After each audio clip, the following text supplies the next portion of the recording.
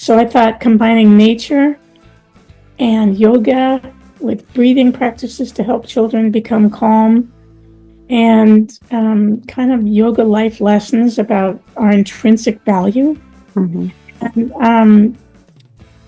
And also what I wanted to do, because children and adults obviously are so keyed into our devices anymore that we literally don't even look up a lot of times. So I put little things throughout the book to maybe hopefully have children, even if they don't catch it the first time, maybe the second time around they'll catch it. Like Jazianza, the little heroine of the story, notices her friend Lyda Butterfly flaps her wings at a different rate than she does. Mm-hmm. And she talks about that a little bit.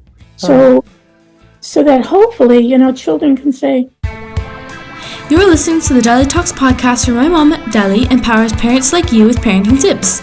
My mom's mission is to help parents make their child raising experience easier and more enjoyable by sharing valuable lessons to save them unnecessary struggles. The DaliTalks podcast is for any person already parenting or planning on parenting a child. Each week you'll hear different experts talk with my mom about important aspects of parenting, self-care, and of course our specialized area of bullying awareness and prevention. If you haven't subscribed to the podcast yet, go ahead and do so now wherever you may be listening. And don't forget to set up your alerts so that you don't miss any episodes. Let's get started. And today I am so excited to introduce you to Anandamayi Baker, who is the author of this most adorable, powerful, beautiful book. So Anandamayi, thank you so much for being here. How are you? Dali, I'm honored to be here. I'm well. I'm really honored to be here because I so appreciate the work you've done. I know you've done way more than this workbook that I have of yours, but the workbook alone is fantastic. So I hope that our discussion today can add something useful to it all because, wow, you're doing such beautiful work. Thank you. And so are you. And I'm always looking for books that I can recommend to my readers and my listeners because I understand the importance of sharing stories that have a powerful message, especially to children, because, that's how they listen and retain information. They'll always forget that story with that message. And you've done this so beautifully with this book. So let's dive right in. Tell us a little bit about who you are and what inspired you to write this book. Okay. I'm part of the Yoga Center of California, and I've been studying yoga for now 40 years with a realized yoga master. And so I was up there doing work for the Yoga Center. And what I noticed when I would meditate outside in this beautiful field of mustard, which, those yellow flowers. Yeah, you have mustard where you are, I think. Yeah. So regularly, when I would meditate outside, bees would come and walk around the palms of my hands. It was so cute.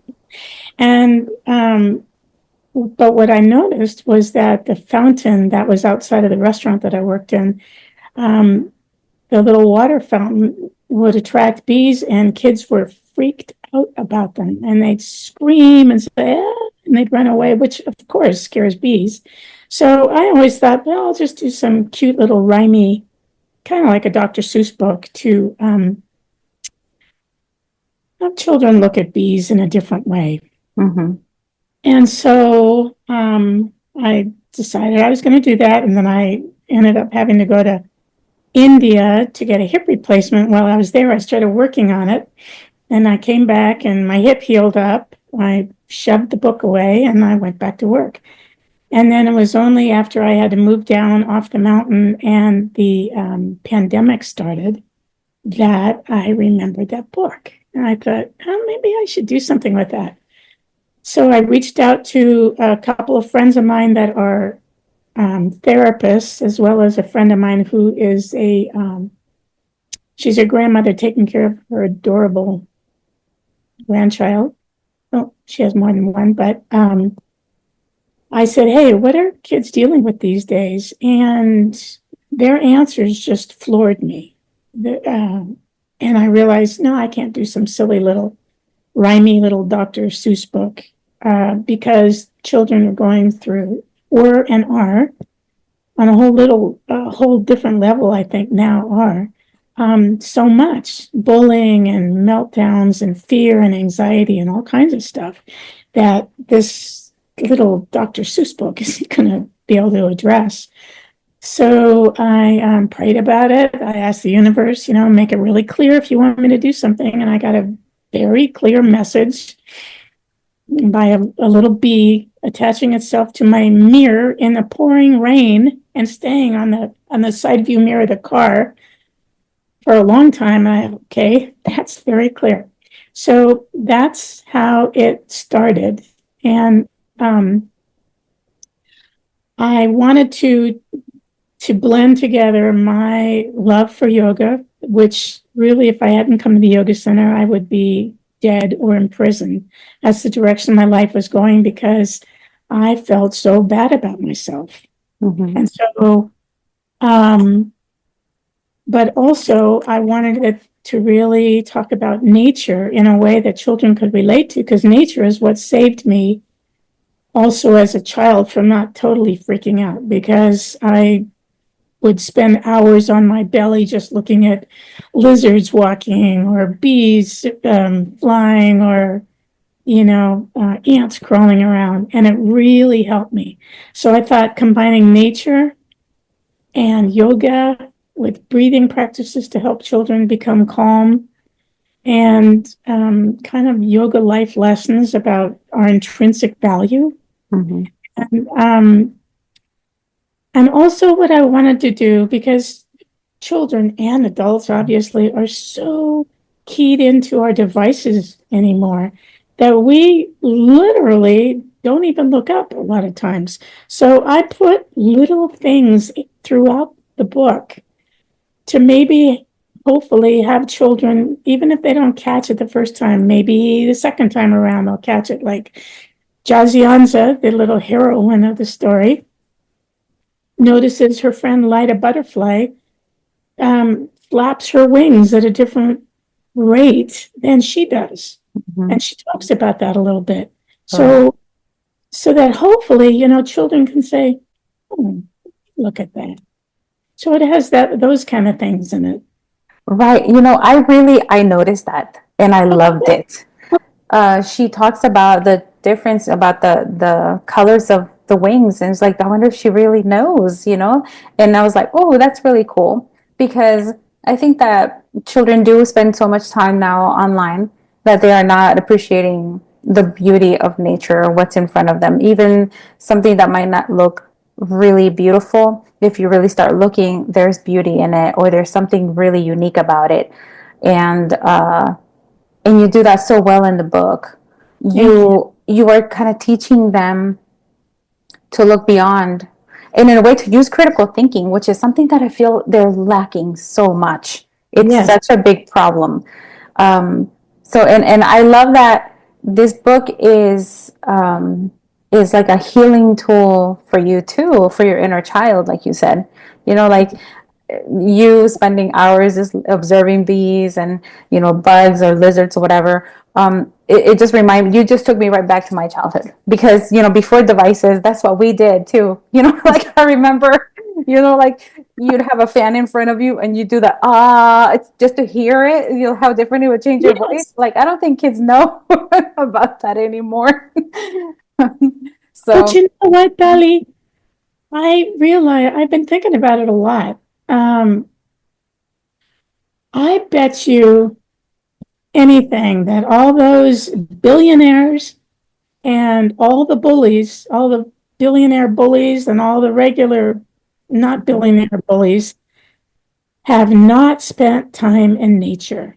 I bet you anything, because nature slows us down. Nature takes us to our own inner nature. And when we really get it, we don't want to be mean to other people, because we realize on a whole deeper level, things are connected, and things are, nature and one another were precious. mm-hmm. So that's a whole nother reason why I really hope this gets children and adults out into nature more, just to see anything. Yeah, it is so, it's so cute. And I think that like I said before, like kids need to hear these different stories of seeing how unique am I? Because it's one Yeah. of the things, right, that she's noticing her own difference as well as Yeah. that of others and appreciating it. Because I Yeah. think that we live in a society that's very arrogant, that doesn't think I'm not different, they are. But then when you Yes. start looking within, you start noticing, hey, wait a minute, you are different. Something very simple, such as the dialect of English that you use. In the East Coast, people say words so different than the West Coast or the Midwest. And people don't think of that. They only think, well, somebody who speaks another language has an accent, but I don't, you Ye- know? And they don't think others are looking at you like, hey, you do have an accent. You speak a little peculiar, a little different. Yes. There's nothing wrong with that. So it's opening your understanding that you two are different and others see it, and you need to start paying more attention to that difference you have and appreciating it and being like proud of it. Appreciating it. Who is it? What's her name? I think it's Rihanna Giddens, who's the incredible banjo player. Mm-hmm. She said something that she said, we're all unique and none of us are unique. I Yeah. love it. Mm-hmm. It's so true. Mm-hmm. Yeah. It's so true. Right. So when you were writing this book, were you thinking of certain kids of a certain age who would be reading this book? From what I've been told, it's like between 4 and 9 year olds. Mm-hmm. Yeah. But I've had people with younger children and people with older children tell me that they like it. I specifically asked the illustrator to, on every page, there's going to be some kind of illustration. So even if a child is too young to actually read the words, read along, or read themselves, there's going to be some little illustration that's adorable that they can Mm-hmm. focus on. Yeah. Yeah, I love them, and I love that you put plenty of color in there. And Yeah. the page that doesn't have as many, it's just always a little bee of a different sort. Yeah, Yeah. that's- Akiko Martinash is the illustrator. She did a wonderful job. yeah, definitely. So what would you say your biggest take? What would you want people to take away the most from your book? A couple things. First off, from ancient yoga, like yoga is 5,000 or more years old. They have given breathing practices. They've given humanity breathing practices that can instantly calm us down.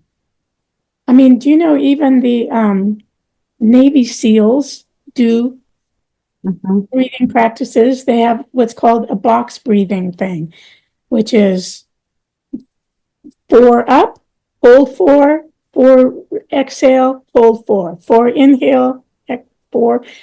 So box breathing that the Navy SEALs do, that famous athletes, all Mm-hmm. athletes do, and so it's not like I was talking with one man about it who was working with children, and he said, "All my kids think they're above all that." No, like tough guys, like Navy SEALs can do it, you can learn it, and Yeah. so just a simple act, like in the book, Mama Queensy Bee, which is she's Jazianza's queen mother. She teaches Jazianza a couple of different breathing practices, and one is to focus at the end of. For us, it's our nose. For Jazianza, it was her antenna, Mm-hmm. and just to breathe from there. Just very slowly inhale and exhale as though you're sitting right there on your nose, and just do that for several breaths, just slowly and calmly. It's very calming. Mm-hmm. And there's other breathing practices as well in the book, but the thing is, if we can become calm, then actually all of the wonderful um, not opportunities, what's the word I'm looking for? Examples that you gave in your book of how to respond Oh yeah. Mm-hmm. to a bully. If we can give ourselves that gap by breathing deeply and just relaxing, it'll relax everything inside, and then we can be present. Then we have space inside so that we can respond and not react. And then we can go through your list. Do I Do I ignore them? Do I walk away? Do I say, what are you doing? Whatever it is, that whole beautiful list you gave. But having that calmness and clarity, it's so important. I mean, it's just, I actually, a mom told me that her daughter said, Mom, you're getting upset. It's time to do some deep breathing. Yeah. I mean, it's cute, but it's crucial. It's Yeah. crucial. And so that's one big thing that I hope that people will dive into the book and with their children, just learn these simple breathing practices that will help us become calm and clear. Because the thing is, so Ziziza in the book is Jazianza's one of the main bullies, because Jazianza has a bent antenna and has to wear these big glasses because she couldn't see when she was little and she flew into the side of her hive. And so Ziziza relentlessly bullies her. But when it came to the point where Jazianza faced her biggest fear, which turned out to be a hornet, Queen Hemazil hornet, Jazzy did the practices that Mama QB had given her. And she was able to calm down and be present in that moment. The thing is, Ziziza, who never took the time to go to Mama QB over any problems that she had, which is what Jazzy did do. She said she went to Mama QB and said, "Hey, I'm having this problem. I'm being bullied." And Mama QB said, "I'm glad you came to me. I wish they would, because then we could talk." Which is one of the big things you talk about in your workbook, right? Mm-hmm. Going to somebody you trust to talk.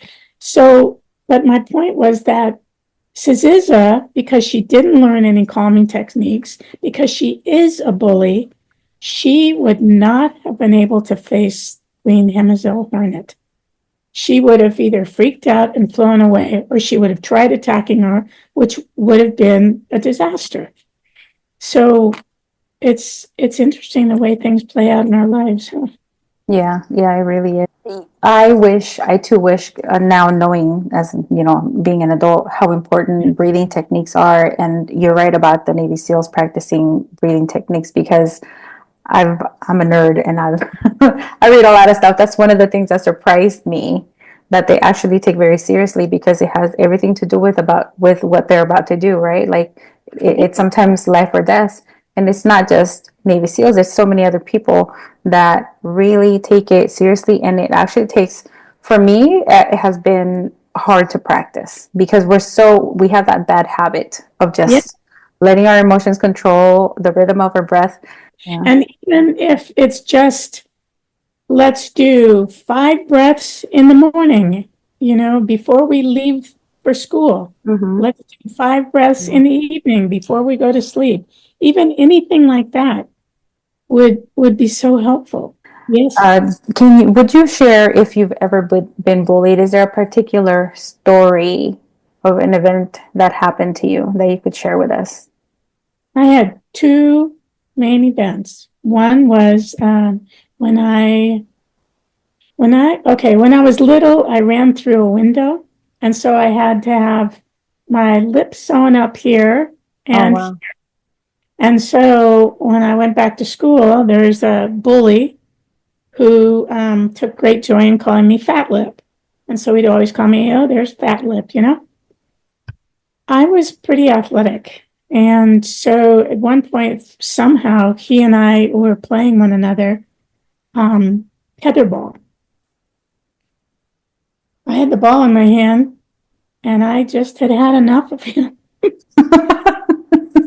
Took the ball, I was a good aim, and I smacked it, and it went right into his face. I don't think it broke his nose, but he got a bloody nose. Mm-hmm. And he started crying. Oh and my we gosh. went to the principal's office, and I don't remember what happened after that, but I do know he never bullied me again. So that kind of showed me that, they're like tough on the outside, but they're just, there's a lot of fear underneath. But the other thing was, in high school, I took judo class in ninth grade, which you and I had talked about a little bit before also, that I just wish more kids could get into martial arts with a good teacher, not somebody who's going to say, go and get that guy, but, respectful teacher. Because having that inside you, that knowledge is very helpful. But I was in ninth grade in judo class, and somebody did the wrong move and kicked my knee out from under me. And so I ended up having my whole high school career kind of derailed by 2 knee operations. And what I remember clearly was kids would line up behind me and walk like, call me Gimp, and walk along that way. And it taught me a lot of compassion. It taught me how I don't want to be. So, yeah, that's a good lesson to learn. I'm glad that you mentioned that, because I think sometimes people focus on, oh, what happened to me? Oh, I feel bad. But then you did a lot of reflection. You're like, I don't want to be that mean person. I don't want to be the one making others feel this way. yeah. And or I don't want to be the one calling somebody that horrible name because it feels awful. The other thing I wanted to point out about your story is you hit back, right? And he stopped. And Yes. unfortunately, like, I don't advocate violence, but I do advocate self-defense, which is different. And I think that in this anti-bullying culture and in society, I think that people misunderstand the difference between fighting and self-defense. Yeah. I hope that your book reaches many, many children, lots of readers. And like I told you, I wish that your book would be dropped from airplanes around the United States and the world. I mean, really. I do too, let me tell you, but there's so many people, even people very close and dear to me that I love very much, that are completely against the anti-bullying movement or the bullying prevention movement, because they believe that bullying is something that society needs, because I know they believe that a little bit of bullying builds character. And my argument is always like, there's ways to learn a lesson without being bullied, without having to engage in those type of altercations. I think that people also need to recognize what kindness looks like too, because as you see right now, I feel like the world is on fire and there's a lot of hate going on, a lot of animosity, a lot of ugliness. Yes. And something as simple as opening the door or saying hello to someone. Yes. It's such a basic, kind act that we take for granted. So that's the other thing that I love about this book. And then there's another part where I think it's Jazzy is talking about Queen Bee. They're having a conversation, or was it about Tree? And Tree's like, well, I didn't get this big very quickly. Right. It took time. Right. And so that part for me was really beautiful, because it was, hopefully it helps children understand that striving to be whatever you want to be, I'm not going to get there overnight. I have to be patient with myself and show myself love. And I also have to be able to reach out to others for help when I need it. So where can readers find your book? Okay, so it's on Amazon, as is probably almost everything in the world, unfortunately. Right. Also, you can go to Bookshop and get it from your local bookstore. I mean, they can order it. And also, if they, my name is long and hard to pronounce and spell, so if they go to my website, which is anandamayibaker.com, they can, that's another thing. If they sign up for my newsletter, it just comes out once a month, and it's about bees or nature or intrinsic values or breath or fun things for children to make, crafts and things. But if they sign up for that, then they can get a free PDF of the book, because I finally decided, I don't want it to just languish on Amazon and depend on people knowing about it that way. I want to give it freely. So people want a free PDF, they can sign up on the newsletter and get it that way. And also receive some, there's a coloring book that we put together of Jazzy and her friends. So. Well, Anandamayi, thank you so much again. You feel free to come back, especially if you write another book. Let me know so we can go ahead and talk about it on the podcast and let people be aware of, what it's about. But anything you do, we're here for you, and thank you. Okay, thanks so much. Take good care.